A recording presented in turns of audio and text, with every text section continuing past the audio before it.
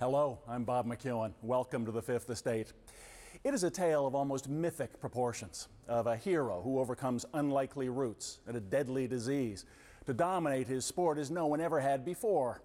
And make no mistake about it, Lance Armstrong had everything: glory and fame and fortune, as well as the critics insisting it was all too good to be true. The Armstrong story is either one of remarkable success or an astounding fall from grace, or, as you're about to see, both. It was the year 2000 when Lance Armstrong arrived in the ancient city of Girona in Spain. He moved onto this narrow stone street, buying the apartment on the second floor, behind front doors, 20 feet high. The world's top bike racer had come from France, where he was a hero, but where the police and the press were increasingly fixated on the use of drugs in cycling. The Spanish seemed far more relaxed about it all. It's why earlier that same year, Armstrong and his teammates came to a hotel in Spain to have blood drawn from their bodies, to be kept for transfusions when they needed a boost of fresh blood cells at the next Tour de France. Doping, perhaps, but with your own blood, virtually undetectable. For someone who would earn over $20 million a year riding his bike, there were secrets to keep behind the walls of this former medieval palace. Look at this now. Armstrong is absolutely flying here. He has achieved yet another page in this fairy story that just goes on.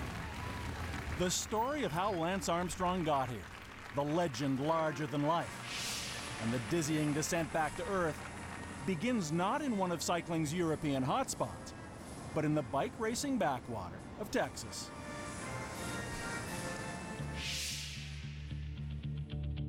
Young Lance grew up without a father, but with a hard-working mom, a talent for sports, and the mental toughness to succeed at punishing events like the triathlon.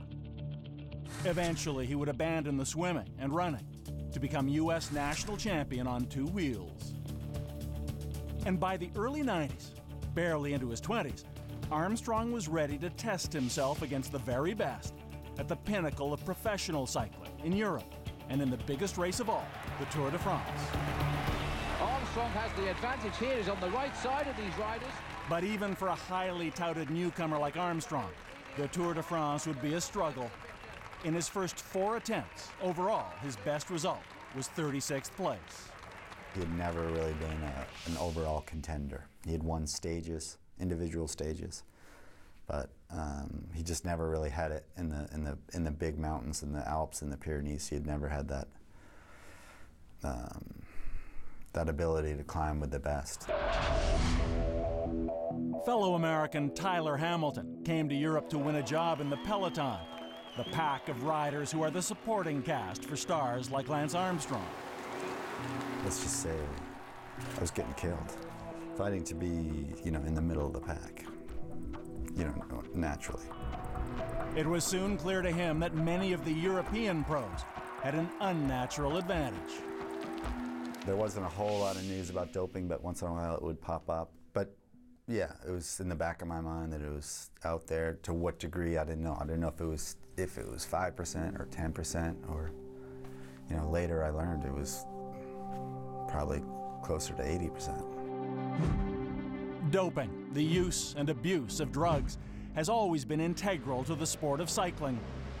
As far back as the 1920s, 2 French brothers, early Tour de France heroes, died from doping complications, as have dozens of other elite racers in the decades since. According to David Walsh of London's Sunday Times, doping in cycling has evolved from stimulants to substances much more sophisticated.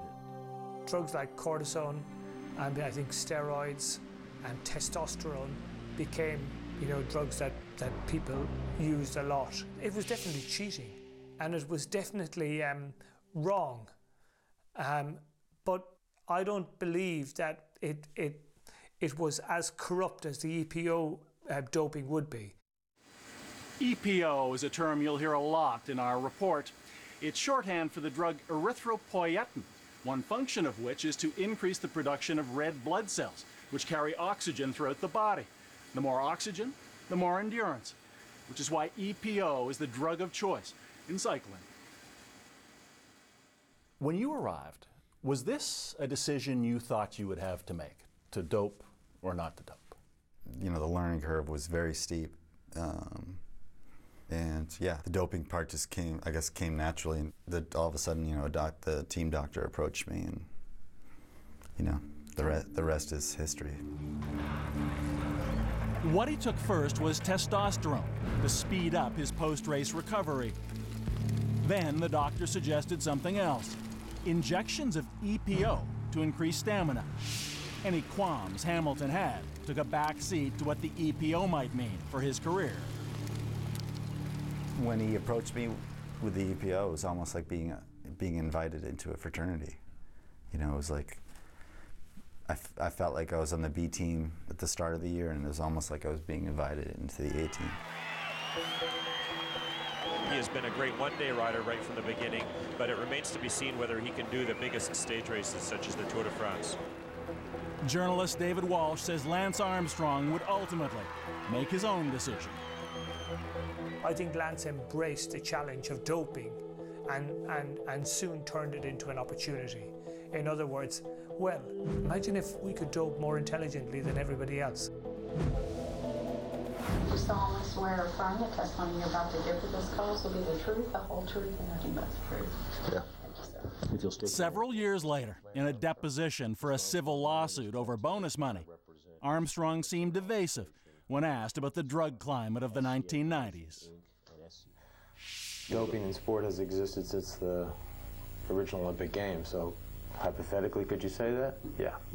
Well, not hypothetically. I appreciate that testimony. I'm talking about now actually during that time period. Do people test positive sometimes? Yes. After the break, the making of the myth of Lance Armstrong. He's a chameleon. He will be whom he wants you to see, what he wants you to feel.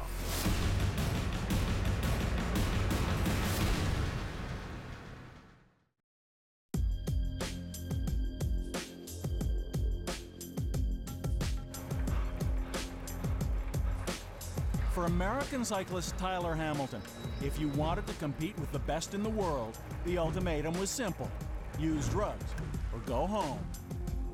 He says that didn't make it easier. The whole moral part of it, I just try to push in the back of my head and not think about it. You know, I'd always go back to everybody else is doing it. It's what I gotta do. Lance is out of the box. Reporter David Walsh says by this point, Armstrong's teammates saw indications he was doing it too. The physical transformation from a lithe cyclist to a linebacker on wheels. His physique changed completely, much stronger. He built himself up, much more muscular, and everybody was astonished. Now, he had started working with Michele Ferrari at that time, so Ferrari basically was starting to create a quite different, athlete. Armstrong's new Italian physician, Dr. Michele Ferrari, had a reputation in cycling circles. Though he denied giving EPO to his riders, he defended those who did, arguing it was no more dangerous than drinking orange juice. But there were suspicions about his training methods and a nickname, Dr. Evil. Over 10 years, Armstrong would pay Ferrari about $1 million. Did you believe at that time we started going to see him in the mid-90s that he had what would be considered a bad or unpopular reputation? Oh, I think in those days, anybody who rode fast or performed well had a questionable reputation, which hasn't changed to this day. Whatever the speculation about Lance Armstrong's reputation, in the fall of 1996, everything would change when he was diagnosed with advanced testicular cancer, which had spread to his chest and brain. On Wednesday, October 2nd, I was diagnosed with testicular cancer. Told he might not live, that he might never race again, seemed a reasonable conclusion. All the reports we were getting at the time was that it was serious.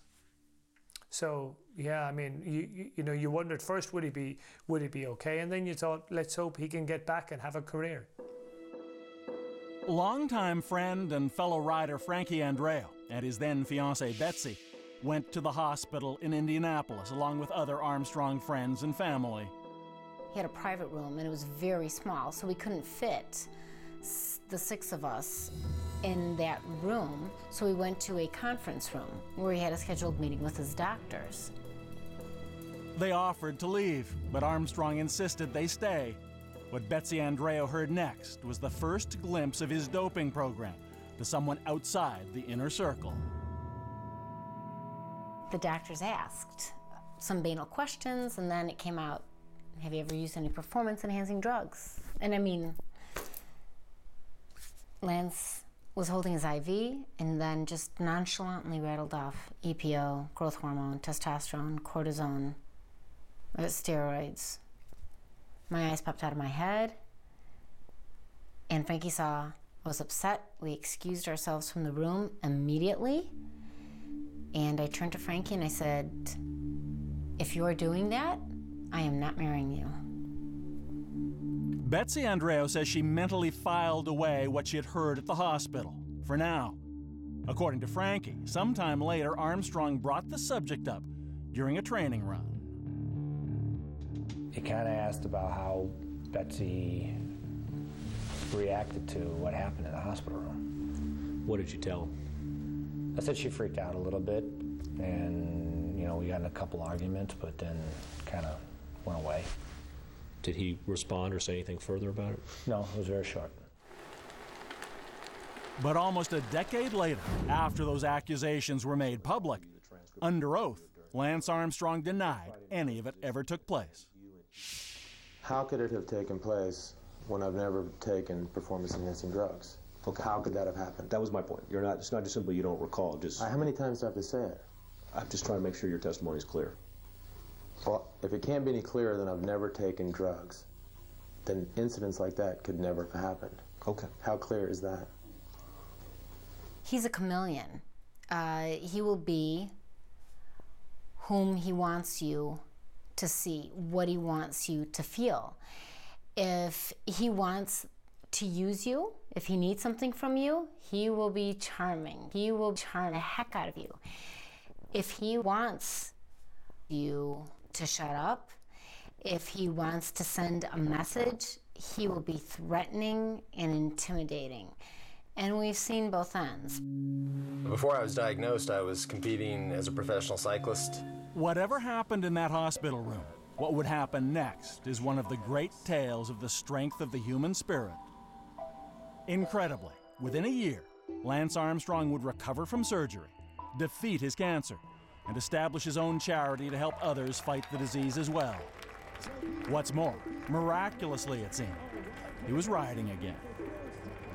Nobody knew if he'd come back, and then I think it was late in the year in 1997, you know, I learned that Lance Armstrong was going to be my teammate, and that was really exciting. On the front now, Tyler Hamilton with his jersey ripped open because it is very hot today in the Pyrenees. And he was a hero to me. And all of a sudden, yeah, we're teammates and sometimes even roommates. And Tyler Hamilton was also about to be a witness to one of the darkest moments in cycling history. Et je remercie le public qui a été qui nous a énormément. It was the eve of the 1998 Tour de France, which Lance Armstrong would not ride. Et je donne rendez-vous à l'année prochaine. Police pulled over a car belonging to the top-ranked French cycling team Festina. Inside were hundreds of drug doses, testosterone, cortisone, amphetamines, human growth hormone, and of course, EPO.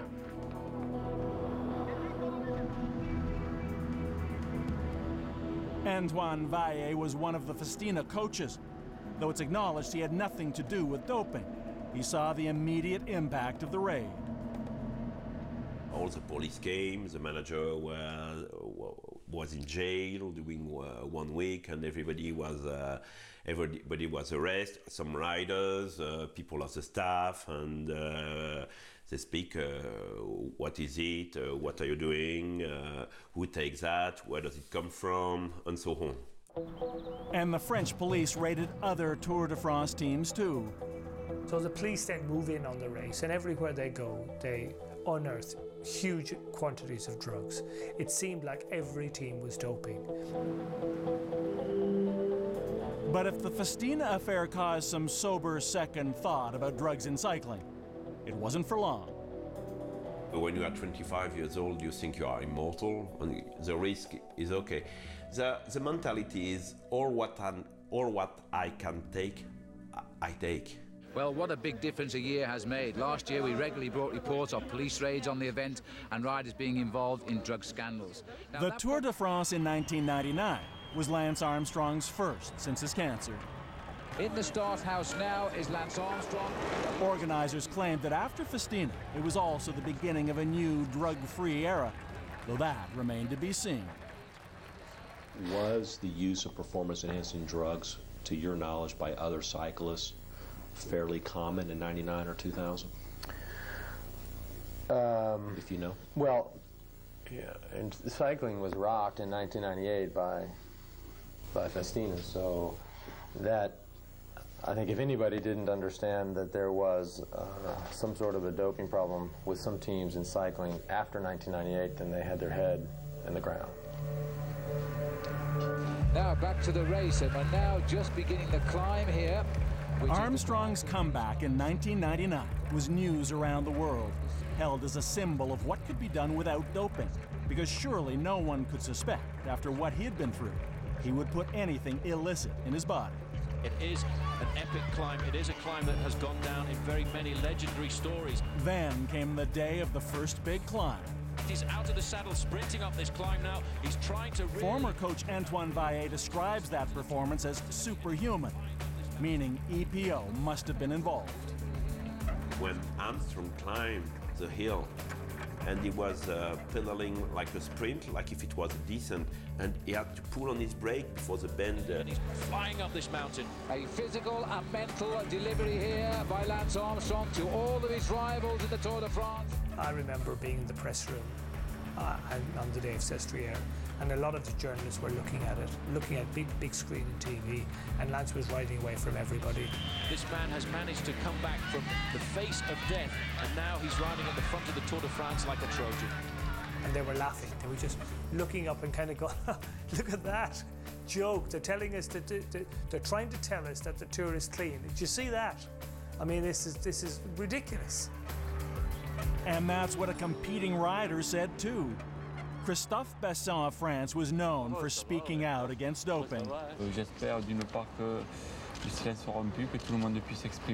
In a French newspaper, he said he and other riders were shocked by Armstrong's superhuman climb. One day he wrote about that it looked like there was doping in the peloton just due to the speeds, and I think Lance was leading the Tour. He was in the yellow jersey, and he didn't like that.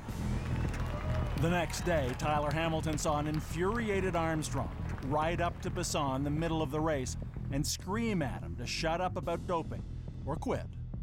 Lance kind of, within the peloton, he spread the word that, we don't need this guy in our group anymore. And he was quickly isolated in the group, and there's 200 guys. It's like a big family, 200 riders. And he got most of the guys to kind of gang up on him and not talk to him. And he all of a sudden just left the Tour.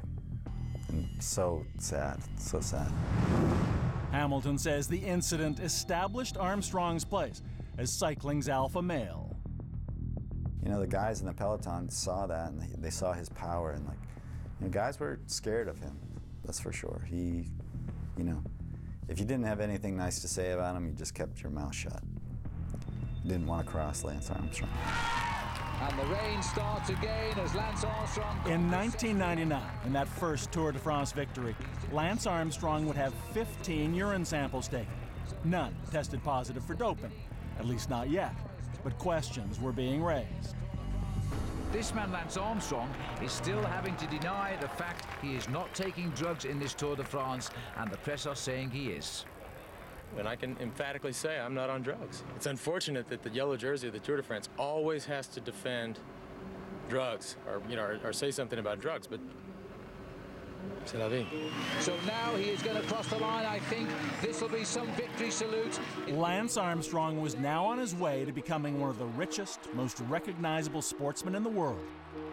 His story an inspiration to millions. Lance Armstrong, only the second American cyclist ever, and even as his tour-winning U.S. postal team celebrated in Paris. For Armstrong's teammates, there was often anxiety and fear. When we return, Frankie wasn't one of Lance's lemmings because he was the only guy who had the courage to tell Lance no.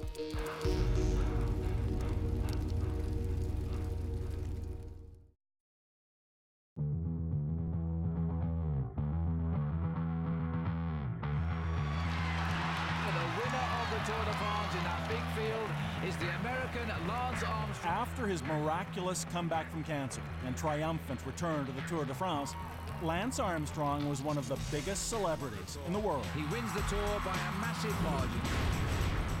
Hobnobbing with presidents, hanging out in Hollywood,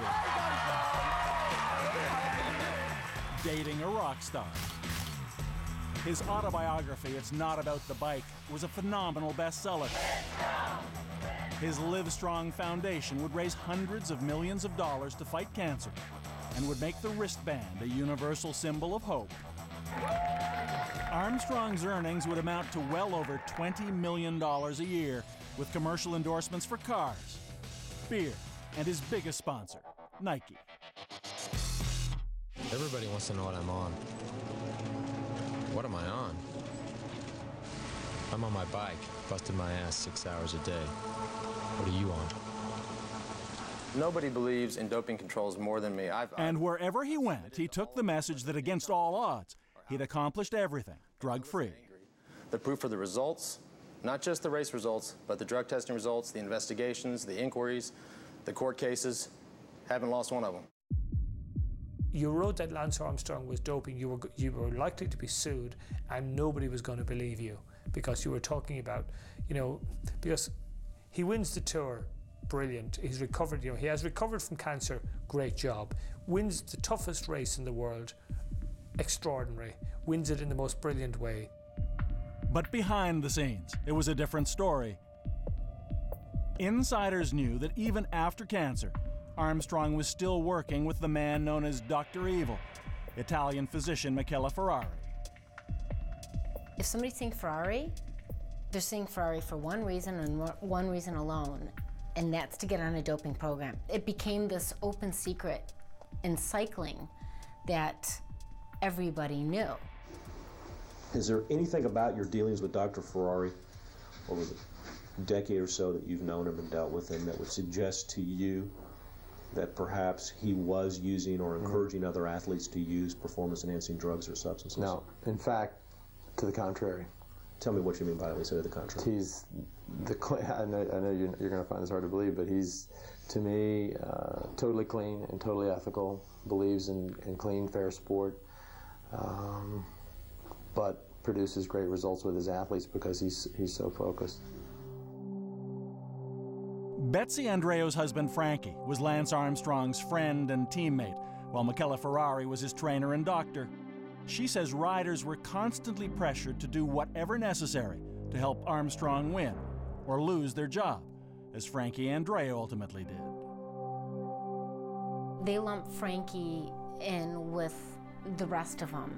And the truth of the matter is, Frankie wasn't one of Lance's lemmings because he was the only guy who had the courage to tell Lance, no, not once, not twice, more. No, I'm not saying Ferrari. I'm not getting on a doping program. Don't go there with me. And he paid the price. Tyler Hamilton would also have an intimate view of the dark chapter of doping history that was being written. He says among teammates, Armstrong didn't try to hide it. After a while, it became just kind of normal conversation. Armstrong apparently felt so secure about his doping regimen that he kept a supply of EPO at home in the refrigerator. I asked him if he had any spare EPO because I hadn't taken it in a long time, and he's a good friend and it's a good teammate. He offered it up, and it was just on the inside of his refrigerator on the on the door, you know, just right in the box, and pretty much right there out front and center. Front and center, yeah. He says the doping continued, even increased, for Armstrong and his U.S. Postal team. Tyler Hamilton's education in doping was about to move to a whole new level. Shortly before the Tour de France in the year 2000, he got a visit from Lance Armstrong and their team manager, who told him they were all going to take a trip to make some final preparations before the big race. That was when they made their first journey to the hotel in Spain to collect those bags of blood, to be banked until the Tour de France. Then, when they needed it most, a bag of their own fresh blood would be returned by transfusion, full of new red blood cells. Lance Armstrong has repeatedly denied it all. Do you have any knowledge as to whether or not Tyler Hamilton was using illegal substances while he was your teammate? Not that I ever saw. But everyone in cycling was about to see a dramatic change. For years, doping researchers had been working on a test to detect EPO. Dr. Michael Ashenden of Australia was one of them. We wanted to introduce a test that the authorities could then use and apply to get rid of the drug cheats. I mean, you know, EPO was rampant back then. It was everywhere. And so we had to put some kind of a barrier in the way of the athletes who were using it. And, you know, the test, whether it was based on blood or urine, was a way to put that barrier in there and put a brake on things. I'm not trying to imply anything by this. I'm just trying to find out your state of mind with respect to what you know is being tested for. That's all. Well, what's interesting, yeah, you know, I think it would be fair to say that in 2000, for example, they didn't have the EPO test perfected. So perhaps athletes could have taken EPO and gotten away with it. Indeed, when Lance Armstrong went on to win the 2000 Tour de France, his second consecutive triumph, all his drug tests in the race were negative. Then came the 2001 season. It was at a warm-up event for the Tour de France in Switzerland. As a top rider, as usual, Armstrong was required to give a post-race urine sample. What happened then was anything but usual. I believe it was the morning of stage 9, and Lance had told me that he had just had a positive test for EPO. What went through your mind? I mean, I was shocked. I was, you know, scared. This was gonna most likely just finish the team, you know. Most likely this team sponsor would have pulled out immediately. We were 2 weeks away from starting the 2001 Tour de France, trying to help Lance win his third Tour de France, and you know, it was going to be all over. From its headquarters here in Switzerland, cycling's governing body, the International Cycling Union, commonly known by its French initials, the UCI, administers the sports doping control program. The rules may be hard and fast, but it seems for Lance Armstrong there was room to negotiate. He quickly kind of laughed it off and said, "Hey, it's all good. It's gonna be taken care of." You know, basic bottom line, it was swept under the rug. A positive test for EPO should have required a 2-year suspension, but those test results weren't revealed, and no action against Lance Armstrong was ever taken. Many believe the International Cycling Union saw their superstar, the key to the North American market, as a crucial asset to be protected. So did almost everyone, except David Walsh. All the peloton are on Armstrong's side. The sponsors are on Armstrong's side. The Tour de France organization is on Armstrong's side. And the journalists, of course, were on Armstrong's side, most of all. And I remember thinking, I don't care. I'm not applauding this guy because it just doesn't feel right. Walsh set out to prove that the world's top cyclist, a legend and leader in the fight against cancer, was not what he appeared to be. When we come back. In my view, I think extraordinary accusations must be followed up with extraordinary proof.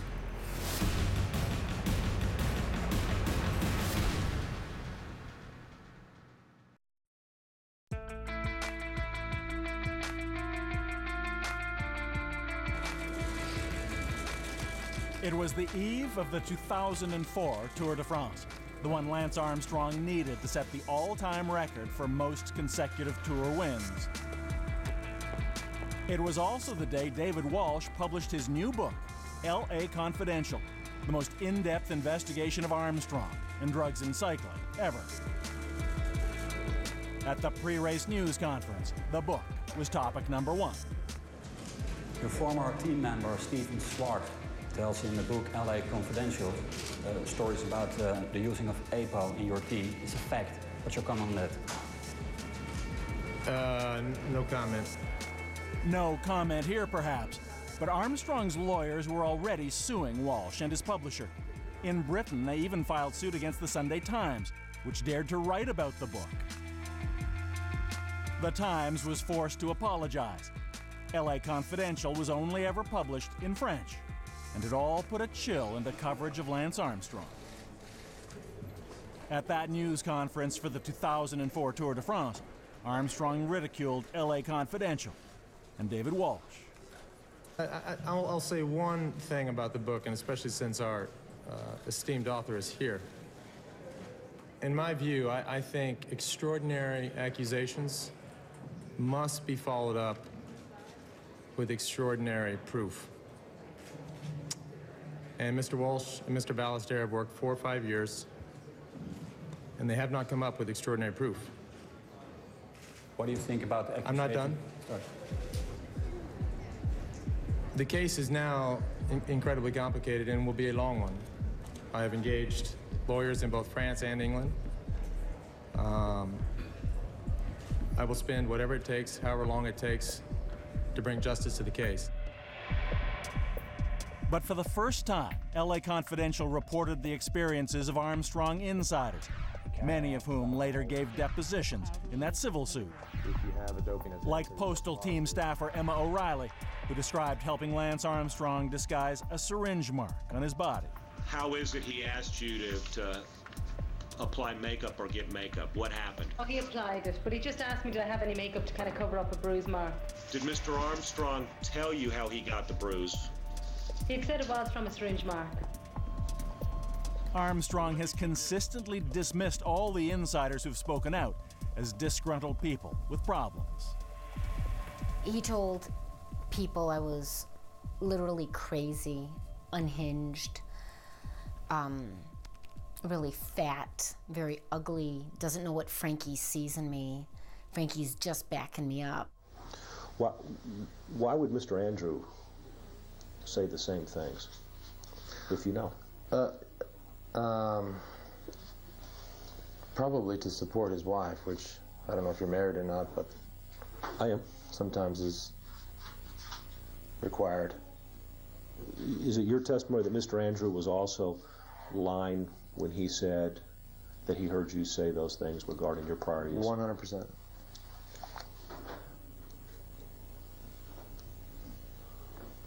But I feel for him. What do you mean by that? Well, I think he's trying to back up his old lady. This is what you were up against, because Lance had this huge myth. It was a myth. It was never, ever, ever reality. And it's what he wanted people to believe. And that's why they believed what they believed. Lance Armstrong's amazing record at the Tour de France would come to an end in 2005 when he won his 7th consecutive title, then announced his retirement. Lance Armstrong salutes the crowd, 7 times a winner of the Tour de France. But the charges that he did it with drugs didn't disappear. In fact, more damning information began coming out. For example, we told you about the race in Switzerland in 2001, when Tyler Hamilton says Lance Armstrong admitted a drug test suggested he'd used EPO. If true, that's an automatic suspension. But that result was never revealed, and no action against Armstrong was ever taken. We may now know why. In the wake of that suspicious test, Lance Armstrong made a secret financial donation to the International Cycling Union. In all, $125,000 to be used, incredibly, to buy a new blood testing machine. The International Cycling Union denies any improper relationship. But doping researcher Michael Ashen isn't buying it.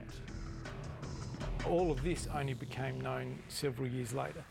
And so when you have a suspicious result, the sport notifying the athlete and the athlete paying money to the sport, obviously it raises questions. Despite Lance Armstrong's protests of innocence, consider this. During his first Tour de France victory in 1999, he was drug tested 15 times. None tested positive for EPO. But that was before there was an effective test for EPO. For years, those same urine samples were kept at a lab in France. When an EPO test finally was developed, they were retested. 160297 is the code number for Lance Armstrong. This time, of the 15 samples with that code number, 6 tested positive for EPO. The question was, with Lance Armstrong now retired, would it all simply be forgotten? David Walsh refused to let that happen. I do have a vendetta against anybody who's a cheat, a liar, a bully, defrauding the public, especially defrauding the public on, presenting yourself to the cancer community as one kind of person when you are another kind of person. In 2010, the U.S. Anti-Doping Agency, the USADA, announced an investigation into the doping activities of Lance Armstrong and his team. Released in the fall of 2012, the report seems to be the tipping point for public perception and Lance Armstrong himself. 1,000 pages of documents and the testimony of 11 teammates exposing what's called the most sophisticated, professionalized, and successful doping program that sport has ever seen. Cycling indeed has endured a lot of pain as it has absorbed the impact of the USADA report. And at last, the International Cycling Union took action. UCI will ban Lance Armstrong from cycling, and UCI will strip him of his 7 Tour de France titles. Lance Armstrong has no place in cycling. Tyler Hamilton believes the sad legacy of the Armstrong era is that everyone at the highest level of cycling now is under suspicion, as they should be. Would it be possible to stop doping and still be competitive, especially in the Tour de France? I think it would have been possible to, to finish the Tour de France, but maybe in the middle somewhere, 80th, 90th. Win the Tour de France. Not a chance. In my 8 years of doing the Tour de France, none of those years, not a chance. Do you believe that to win the Tour de France, one must dope? Of course. His lawyer called it a witch hunt, but from Lance Armstrong, there have been no more protests of innocence or adamant denials. It's been a difficult couple of weeks for me, for my family, for my friends, for this foundation. He has announced he will not contest the USADA report or the lifetime ban, and he's cut all ties to his Live Strong charity. You solemnly swear affirm the testimony you're about to give. To date, this deposition is the only time he's ever told his story under oath. If you'll state your name for us, please. Lance Armstrong. Mr. Armstrong. The USADA report described much of what Lance Armstrong said here as perjury. But then there's this statement. Today, it's like an eerie prediction that may now be coming true. If you have a doping offense or you test positive, it goes without saying that you're fired from all of your contracts, not just the team, but there's numerous contracts that I have that would all go away. Sponsorship agreements, for example. All of them. And the faith of all the cancer survivors around the world. So everything I do off of the bike would go away too. And don't think for a second, I don't understand that. Much of Lance Armstrong's recent communication has been on Twitter, posting this photograph of himself in front of the yellow victors' jerseys from the Tour de France. Trophies no longer rightfully his. What should Lance do?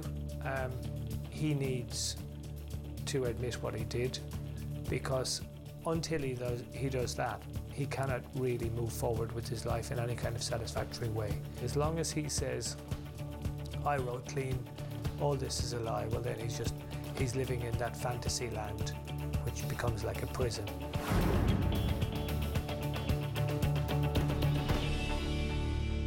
The next chapter in the saga of Lance Armstrong is likely to be played out in court. After the revelations of the U.S. Anti-Doping Agency report, the Tour de France has demanded he return the $4 million in prize money he received for those 7 consecutive victories. And there's a lawsuit over the $12 million in bonuses he got. And recently, a criminal complaint has been filed against the International Cycling Union for fraud and libel on behalf of all the whistleblowers who were called liars for telling the truth about Lance Armstrong. Stay with us. We'll be right back.